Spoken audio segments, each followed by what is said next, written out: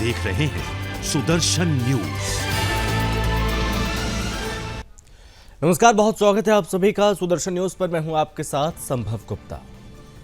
आज साल का आखिरी सूर्य ग्रहण है और हिंदू पंचांग के अनुसार हर वर्ष कार्तिक अमावस्या तिथि पर लक्ष्मी गणेश की पूजा करते हुए दिवाली का त्यौहार मनाया जाता है और अगले दिन गोवर्धन पूजा की जाती है।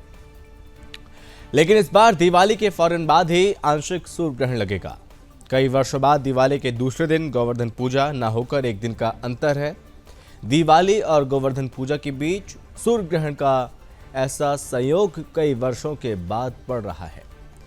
एक गणना के अनुसार पिछले 1300 सालों बाद सूर्य ग्रहण को दो प्रमुख त्योहार के बीच पड़ने के साथ बुध, गुरु, शुक्र और शनि सभी अपनी अपनी राशि में मौजूद रहेंगे और साल का ये आखिरी आंशिक सूर्य ग्रहण भारत के कई हिस्सों में दिखाई देगा। भारत में सूर्य ग्रहण दिखाई देने से इसका सूतकाल मान्य होगा और जिसके कारण ग्रहण से संबंधित धार्मिक मान्यताएं का उनका पालन किया जाएगा। तो आइए हम आपको ये भी बता दें कि 25 अक्टूबर को लगने वाले सूर्य ग्रहण से संबंधित सभी जानकारी और इसके प्रभाव के बारे में विस्तार से समझेंगे। इसके मायने क्या हैं उसको भी हम समझेंगे। हमारे साथ मेहमान भी जुड़ गए हैं। सबसे पहले परिचय करवाते हैं। हमारे साथ जुड़ चुके हैं आचार्य शैलेश तिवारी जी हैं, हिंदू धर्म गुरु। आचार्य जी, बहुत स्वागत है आपका। और साथ ही साथ अगले मेहमान हैं एच.एस. रावत जी हैं, हिंदू धर्म गुरु, हमारे साथ जुड़ चुके हैं। रावत जी, आपको भी बहुत स्वागत है। आचार्य शैलेश जी, सबसे पहले आपसे समझना चाहेंगे, दिवाली के बाद सूर्य ग्रहण पड़ रहा है, क्या मायने, कितना ज्यादा खास? सबसे पहले आपको बता दूं कि यह 1995 में घटना घटी थी, खगोलीय घटना। 1995 में सूर्य ग्रहण लगा था दिवाली के अवसर पर और ठीक 27 वर्ष बाद 2022 में लगा है। दिवाली के पावन अवसर पर ग्रहण का लगना कि सूर्य जो है ग्रह का अधिपति है, ग्रह का राजा है, निश्चित तौर पर जो है वह पूरी दुनिया में आर्थिक रूप से उठापटक पैदा करेगा। ग्रहण का हमेशा जो है दुष्परिणाम होता है, अच्छे परिणाम नहीं होते। और सूर्य ग्रहण में 12 घंटे पहले जो है सूतक काल लग जाता है। चंद्र ग्रहण में 10 घंटा पहले सूतक काल लग जाता है। 2:29 से यह ग्रहण आरंभ होगा और 6:32 तक के ग्रहण रहेगा। ग्रहण काल में सबसे ज्यादा ध्यान रखने योग्य बातें हैं कि गर्भवती महिलाएं घर से नहीं निकले। गर्भवती महिलाएं ग्रहण काल में भोजन न करें। अगर भोजन के बिना नहीं रह सकती तो तुलसी पत्ता डाल करके भोजन करें। जल भी ग्रहण करें तो तुलसी पत्ता डाल करके करें। ग्रहण काल में सबसे बड़ा महत्व रखता है कि शयन नहीं करना है। हाँ। और यह ग्रहण काल जो है विशेष रूप से आपको एक बहुत बड़ा अपॉर्चुनिटी देता है देवी देवताओं की उपासना का, क्योंकि ग्रहण काल में आप कोई भी पूजा पाठ करते हैं उसका सहस्त्र गुना लाभ प्राप्त होता है। ग्रहण काल में जितना ज्यादा से ज्यादा मंत्रों को जप करें, पूजा पाठ करें, तो ज्यादा आपको लाभ की प्राप्ति होती है। ग्रहण काल में कोई भी मंत्र आप जप करते हैं वह मंत्र सर्वार्थ सिद्ध हो जाता है, पूरी तरह से सिद्ध हो जाता है। ग्रहण के बाद दान की विशेष महत्ता है और ग्रहण से पहले भी स्नान करें और ग्रहण के बाद भी स्नान करें। और ग्रहण काल में एक जगह बैठ करके यात्रा भी करना वर्जित होता है। ग्रहण काल में भोजन वर्जित होता है। ग्रहण काल में शयन वर्जित होता है। और जिस गर्भवती माताओं के पेट में बच्चे पल रहे हैं उन्हें पेट में रस्सी नहीं बांधना चाहिए, फल नहीं काटना चाहिए, सब्जी नहीं काटना चाहिए। ये पूरी तरह से सावधानी बरतना चाहिए, क्योंकि ग्रहण में जो माताएं इस कार्य को करती हैं उनका बच्चे के शरीर में कुछ न कुछ परेशानी, कुछ न कुछ ऐब हो जाता है ग्रहण के बाद, जन्म होने के बाद। इसलिए ग्रहण काल में विशेष रूप से सूतक काल से लेकर के ग्रहण का अंत तक पूरी तरह से इस बात का ध्यान रखना चाहिए। और विशेष रूप से देवी की उपासना करना चाहिए। भगवान विष्णु का विशेष ओम भगवते वासुदेवाय नमः इस महामंत्र का जप करना चाहिए।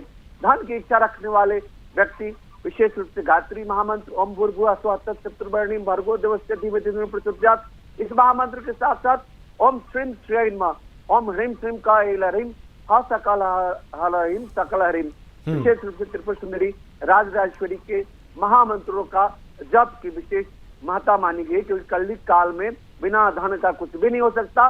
धन प्राप्ति के लिए विशेष महामंत्र की जप की जरूरत होती है, और आरोग्य की प्राप्ति के लिए विशेष रूप से महामृत्युंजय मंत्र बताया गया है। ओंग रौंग जुंक्षा भूर्भुवः स्वः त्र्यंबकम यजामहे सुगंधिम पुष्टिवर्धनम उर्वारुकमिव बध्नामि मृत्युर्मोक्षमामृतात् भूर्भुवः स्वः जुंक्षः ओम। विशेष रूप से महामृत्युंजय मंत्र का जप व्यक्ति को आरोग्यता की प्राप्ति कराता है। विशेष रूप से धन प्राप्ति के लिए ओम श्रीम श्रेय नमः इस महामंत्र का जप करें, श्री सुक्तम का पाठ करें, ललिता सहस्त्रनाम का पाठ करें, कनकधारा का पाठ करें। धन प्राप्ति और आरोग्य प्राप्ति अगर दोनों प्राप्त हो जाता है तो विशेष रूप से लाभ की प्राप्ति होती है। और इस प्रकार का संयोग सूर्य ग्रहण में विशेष रूप से पूरी दुनिया में असर पड़ेगा, और इसका सबसे ज्यादा जो असर जो है आप कह सकते हैं कि राजनीति पर पड़ेगा, क्योंकि आप देख रहे हैं पूरी दुनिया में कैसे युद्ध की स्थिति बनी हुई है। जी रसिया और शैलेश जी, इसको भी हम समझेंगे, बनी हुई है। इसको भी हम समझेंगे कि जल जीवन और इसके साथ धरती पर कितना ज़्यादा असर पड़ेगा। मैं एक और कमेंट ले लेता हूं। पहले मैं रावत जी भी हमारे साथ बने हुए हैं, धर्मगुरु हैं, हिंदू धर्मगुरु। रावत जी आपका भी बहुत स्वागत है। और रावत जी, चूंकि दिवाली के बाद सूर्य ग्रहण पड़ रहा है तो कितना असर होगा? संभव जी, ऐसे पहले 27 साल पहले भी ये स्थिति बनी थी कि दिवाली के तुरंत बाद ग्रहण आया था, क्योंकि जो सूर्य ग्रहण आता है वो भी अमावस्या को ही आता है और चंद्र ग्रहण पूर्णिमा को आता है। तो कभी कभी ऐसे योग बन जाते हैं कि वो दिवाली के तुरंत बाद ये ग्रहण आते हैं। तो ग्रहण की जो स्पीड कितनी है, ग्रहण का बल कितना है, ग्रहण की पावर कितनी है, ग्रहण किस अवस्था में बना है, उसकी एक परसेंटेज होती है। हाँ। जैसे 2019 में जो ग्रहण आया था वो 96% था। हाँ। यानी इतने परसेंट वो ढक चुका था। इसका मतलब इतने परसेंट रोशनी नहीं आई पृथ्वी के ऊपर। अब ये जो है ये 40 से लेकर के कहीं 20 भी है, कहीं 40 है, कहीं मैक्सिमम 60-62% तक ये जम्मू कश्मीर के अंदर है। इसका मतलब जिस क्षेत्र पर इसकी परसेंटेज ज्यादा अंधेरा रहेगा वो क्षेत्र उतने समय तक ज्यादा प्रभावित रहता है। इसका मतलब हमारे भारत के अंदर जम्मू कश्मीर क्षेत्र में वो 64% है। तो हिंदुस्तान के जितनी भी जगह पर ग्रहण पड़ेगा उससे ज्यादा प्रॉब्लम जो होगी जम्मू कश्मीर के अंदर होगी इस ग्रहण की, क्योंकि ग्रहण जितनी देर जिस क्षेत्र को अंधेरे में रखेगा, यानी जितनी देर छाया रहेगी उतनी देर वो पोर्शन प्रभावित होता है। यानी वहां पर बीमारी प्रभावित करेगी, वहां पर धन धान्य की कमी आ जाएगी, वहां पर पानी की भी कमी आ जाएगी, वहां स्वास्थ्य की स्थिति खराब हो जाएगी, और वहां पर जितनी भी गर्भवती महिलाएं जानवर हैं उन सब पर इसका नेगेटिव परिणाम आना शुरू हो जाता है। इसके लिए बेस्ट तरीका होता है कि यहाँ देवी देवताओं की पूजा नहीं करनी होती। इसके अंदर मंदिरों के पट जो होते हैं वो बंद कर दिए जाते हैं, इसलिए पूजा वर्जित होती है। यहाँ पर मंत्रों का जाप कर सकते हैं, यहाँ पर ध्यान कर सकते हैं, आप मेडिटेशन कर सकते हैं। उससे क्या होगा कि आपके शरीर का जो बल है, आपके शरीर के अंदर एक एनर्जी लेवल हाई हो जाएगा। एनर्जी लेवल इसमें कम होता है कि जब सूर्य ग्रहण आता है तो हमारे 5 प्राण होते हैं शरीर के अंदर। प्राण है, अपान है, व्यान है, समान है, उदान है। ये प्राण कमजोर हो जाते हैं। जब प्राण कमजोर हो जाएंगे तो शरीर कमजोर हो जाएगा। अब गर्भवती माता कोई है, उसकी प्राण शक्ति अगर कमजोर होगी तो उसके बच्चे की प्राण शक्ति भी कमजोर हो जाएगी कहीं ना कहीं। तो इस वजह से उनको बोला जाता है कि वो सोए ना, उस पीरियड में कुछ ऐसा कुछ खाए ना। उस समय ध्यान और मेडिटेशन अगर करें तो बॉडी के एनर्जी लेवल को हाई करने के लिए तो वहाँ सूर्य के मंत्रों का जाप कर सकते हैं, और उसमें भी सूर्य को मजबूत करने के लिए अंतरिक्ष से पॉजिटिव मंत्र की जो धारा होती है, मंत्र 2 तरह का होता है, एक आगम एक निर्गम। तो उसके अंदर आगम मंत्रों का जाप अगर आप करते हो तो उसका निश्चित तौर पर लाभ मिलेगा। और यहाँ जो 4 ग्रह इस समय संभव जी, सबसे बड़ी बात है कि सूर्य देव को 4 ग्रह पीड़ा दे रहे हैं। यहाँ पर मंगल की 4थी दृष्टि, केतु की यहाँ पर होती है, राहु की दृष्टि, शनि की 10वीं दृष्टि। 4 ग्रहों ने एक चक्रव्यूह बना करके सूर्य देव को बहुत पीड़ित किया हुआ है। तो यहाँ सूर्य देव को मजबूत करने की जरूरत है, मंगल का जाप करने की जरूरत है, मंगल के मंत्रों का जाप कर सकते हैं। यानी ओम भो भौमाय नमः वैदिक मंत्र है। यहाँ शनि के मंत्रों का जाप कर सकते हैं, ओम शं शनिश्चराय नमः। यहाँ पर राहु के मंत्रों का जाप कर सकते हैं, ओम राम राहवे नमः। और यहाँ केतु के मंत्रों का जाप भी कर सकते हैं, ओम केम केतु नमः। और यहाँ सूर्य को मजबूत करने की कोशिश है। आप कोशिश करिए, अगर ध्यान में बैठते हैं तो सफेद कपड़े पहन करके अगर आप ध्यान में बैठते हैं या लाल वस्त्र ध्यान में बैठते हैं तो ऊपर से जो बैक्टीरिया पनपता है वो बैक्टीरिया आपकी ऑरा के अंदर इनपुट नहीं कर पाएगा, जिसकी वजह से आपकी बॉडी की जो स्थिति है मजबूत होगी और निश्चित तौर पर लाभ मिलेगा। और जब ग्रहण की समाप्ति हो जाए तो उस समय पर गर्म पानी से कपड़ों को धोएं, स्नान करें, बहते हुए जल के अंदर गंगा, जमुना, सरस्वती, गोदावरी यानी कहीं पर भी उस नदी के अंदर स्नान करेंगे तो आपको निश्चित तौर पर इसका संभव जी लाभ मिलेगा। ठीक है आचार्य शैलेश जी, जैसे कि आपने अभी सुना रावत जी को, उन्होंने कहा कि जम्मू कश्मीर में इसका बहुत ज़्यादा असर पड़ेगा, तमाम दिक्कतें यहाँ पर हो सकती हैं, साथियों ने उपचार भी बताया, इसका समाधान भी क्या तरीका हो सकता है। आप भी हमें समझाइए, हमारे दर्शकों को समझाइए, जल, जीवन और धरती पर कितना ज़्यादा असर, और आपने बताया जैसे कि युद्ध चल रहा है और बीमारियों से घिरा हुआ है पूरा विश्व है, तो क्या ग्लोबली ये नज़र आ रहा है, इससे क्या छुटकारा मिल सकता है जो समस्या अभी बनी हुई है पूरे विश्व भर में?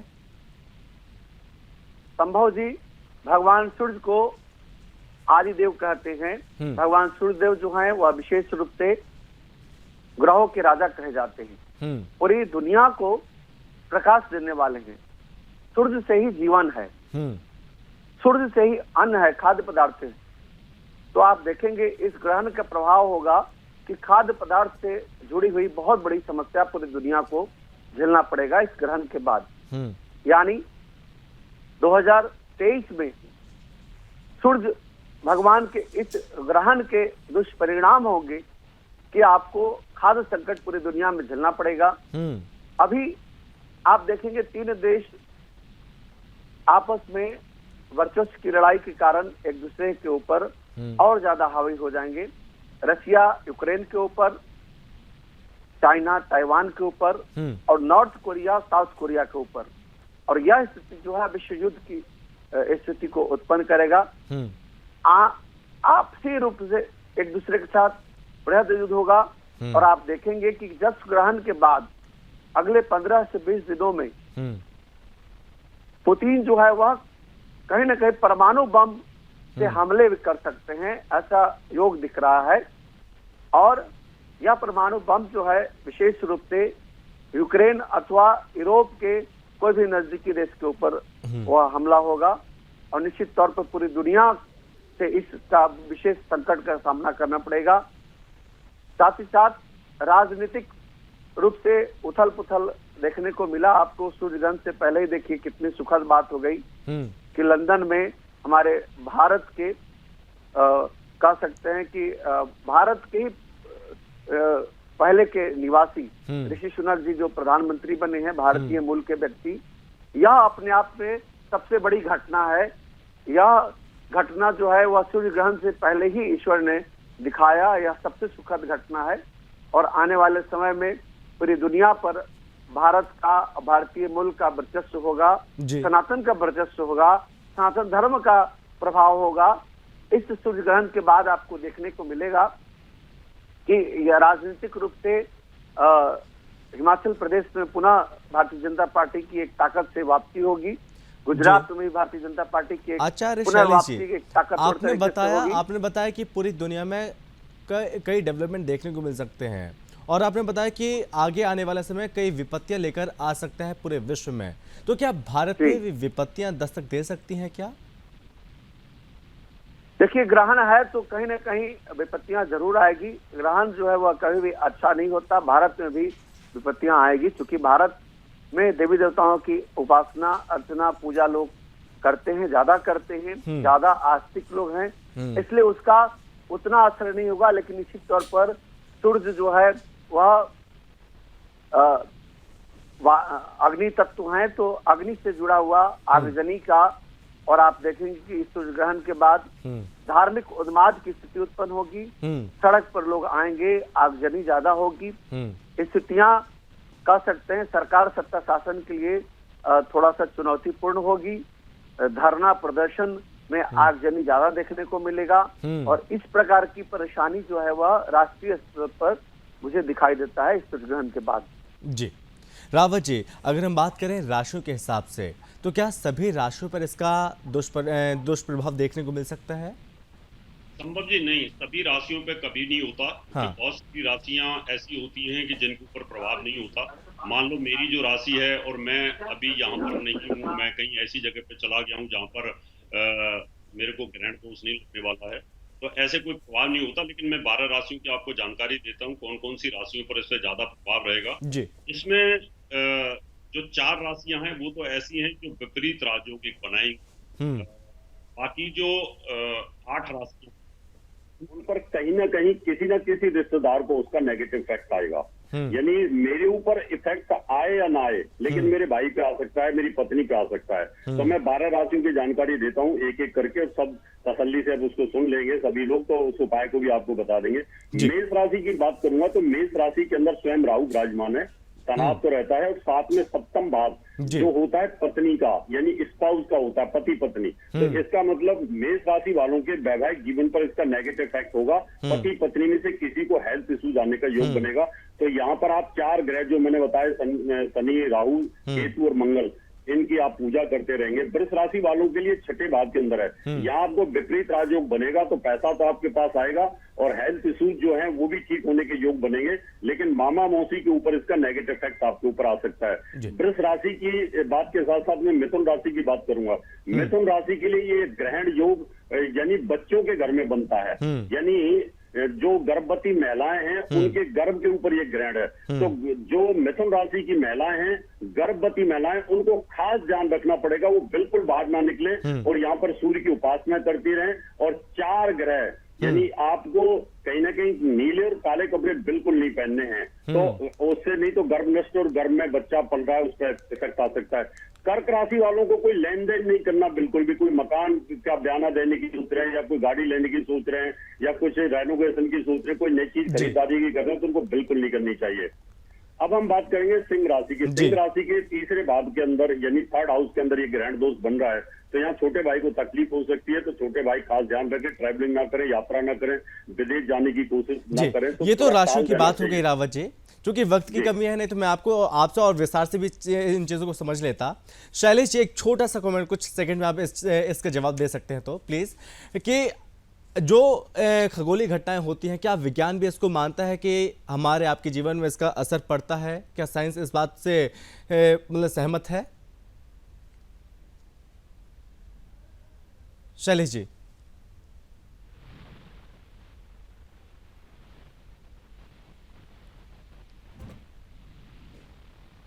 बहुत बड़ा एक दूरी है।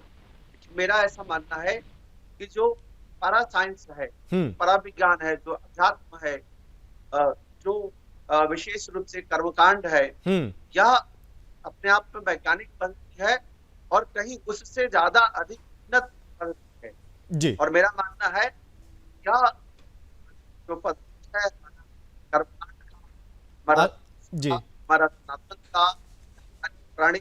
आखिरी कमेंट रावत जी। कहीं ना कहीं विज्ञान से जुड़ा है और जी रावत जी 10 सेकंड में, रावत जी 10 सेकंड में खत्म करूंगा। जैसे आपने पूछा अभी कि क्या विज्ञान इस खगोलीय घटना का प्रभाव हमारे ऊपर मानता है, बिल्कुल मानता है। अभी वैज्ञानिकों के साथ हमारी जब बातचीत होती है तो वो कहते हैं कि आपको चश्मा लगा करके इस ग्रहण को देखना चाहिए, नहीं तो आंखें खराब हो सकती हैं। जब ग्रहण से आंखें खराब हो सकती हैं तो निश्चित तौर पर मानव जीवन पर गर्भ में पल रहे बच्चों के ऊपर इसका नेगेटिव इफेक्ट आ सकता है, इसका इफेक्ट वो मानते हैं। चलिए रावत जी बहुत धन्यवाद, और आचार्य शैलेश जी बहुत धन्यवाद हमसे जुड़ने के लिए और तमाम जानकारी हमारे दर्शकों तक पहुंचाने के लिए बहुत धन्यवाद। तो आज साल का आखिरी सूर्य ग्रहण है और हिंदू पंचांग के अनुसार हर वर्ष कार्तिक अमावस्या तिथि पर लक्ष्मी गणेश की पूजा करते हुए दिवाली का त्यौहार मनाते हैं और अगले दिन गोवर्धन पूजा की जाती है। लेकिन इस बार दिवाली के फौरन बाद ही आंशिक सूर्य ग्रहण लगेगा और इस बीच आपने सुना कि क्या कुछ हो सकता है, इसलिए क्या क्या सावधानी आप लोग बरतें, घर में रहें और जो भी ज़रूरी चीज़ें हैं उन तमाम चीज़ों को करने से आप लोग ज़रूर बचें, क्योंकि कई वर्षों बाद दिवाली के दूसरे दिन गोवर्धन पूजा ना होकर एक दिन का अंतर है और दिवाली और गोवर्धन पूजा के बीच सूर्य ग्रहण का ऐसा संयोग कई वर्षों बाद पड़ रहा है। गणना के अनुसार पिछले 1300 सालों बाद सूर्य ग्रहण 2 प्रमुख त्योहारों के बीच पड़ने के साथ साथ बुध, गुरु, शुक्र और शनि सभी अपनी अपनी राशि में मौजूद रहेंगे और साल का ये आखिरी आंशिक सूर्य ग्रहण है वो भारत के कई हिस्सों में दिखाई देगा और भारत में सूर्य ग्रहण दिखाई देने से इसका सूतक काल मान्य होगा। बहरहाल इस चर्चा में बस इतना ही। आप बने रहिए सुदर्शन न्यूज के साथ। जय हिंद।